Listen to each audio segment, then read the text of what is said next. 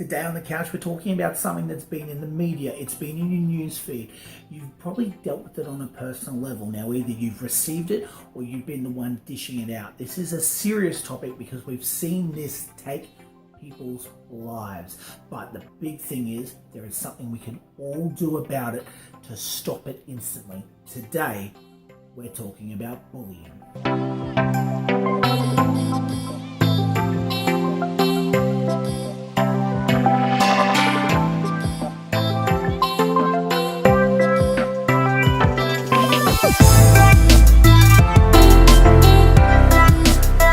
Hey guys and girls, and welcome to Attitude is Everything, episode 12. Now today we're talking about something that I've seen in the media, I see on Facebook pages, I talk to my friends who have kids that are dealing with this, and it is a topic that needs to be addressed.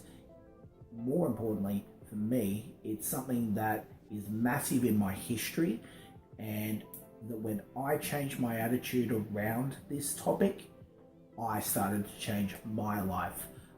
So today we're talking about bullying. Now I'm going to bring this really close to come here, guys. Right. Let's start. Bullying. What is bullying? So let's get a definition. So bullying comes from bully.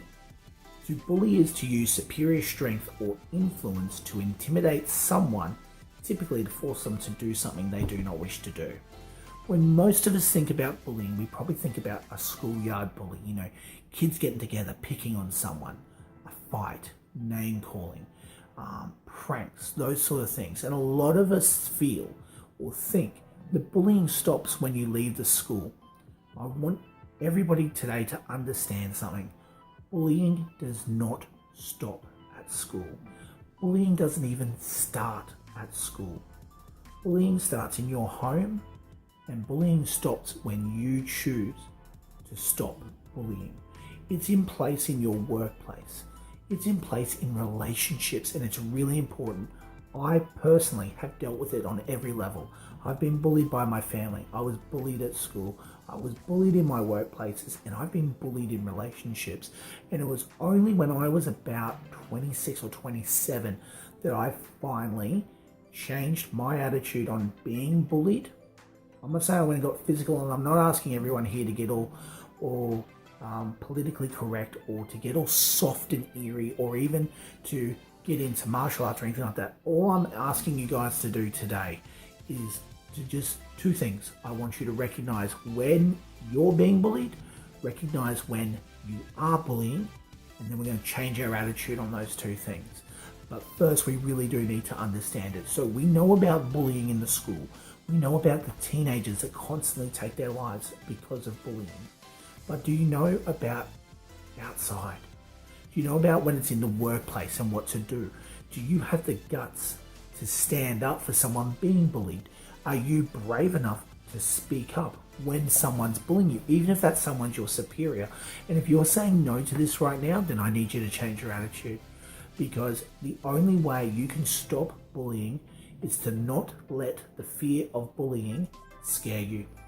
And that's the biggest problem with it. Bullying is an emotional weapon. Yes, there are physical scars. I have had my arm broken. I've had my nose broken twice. My lip from here was split all the way open back. I've had bags, clothes ripped, shoes destroyed, personal property destroyed. But it's the emotional damage that bullying does, especially in kids, but even in the workplace. You can smile, you can laugh through it, but that's when it piles up, and we end up with these deaths. So before it gets to that stage, each and every single one of us, it only takes you to do it for yourself, and you will affect thousands around you. Because when you change how you choose to allow bullying be in your world or not, when you choose to change your attitude towards the tolerance of what is bullying and whether or not you will tolerate even the littlest amount of it, you're not just doing it for you. You will change your friends' lives, your family's lives, your colleagues' lives, your kids' lives.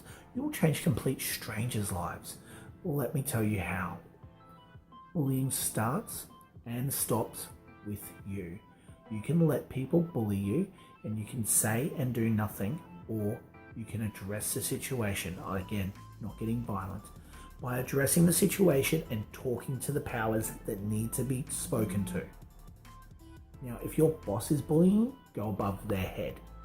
If that boss owns the freaking company, then seek legal advice. If your kids are being bullied at school, you need to be constantly working on that relationship so that they have the guts and the heart to come and tell you. And many of you have already told me that you have this relationship with your kids, and I'm working on that with mine. You know, they're quite little now. Hayden's not even 3 weeks old, but we're working on it. I need you guys to make this a focus. It's swept under the rug for too long. It's become complacent, and scaringly, it's become something that we consider to be just a part of school life. So 2 things I need you all to do for me from this episode is 1, every single time you recognize that your actions are bullying people. Now, don't get me wrong, people have jokes, people have little inside things and picks when people make mistakes. I get that. But when it becomes that level of bullying, when you recognize yourself is becoming that level of bullying, stop, pause, reflect, move forward. If you are being bullied and you recognize, so first one, you recognize when you are bullying. Second one, when you recognize that you are being bullied, stop, pause, reflect, move forward. Make the decision to not tolerate it. Do not suffer in silence. Do not allow others to make you suffer, and do not put your suffering on others. Speak up, reach out, and if you don't know who to speak to, this guy. You can change your attitude around bullying. You won't just change your life, you will change lives.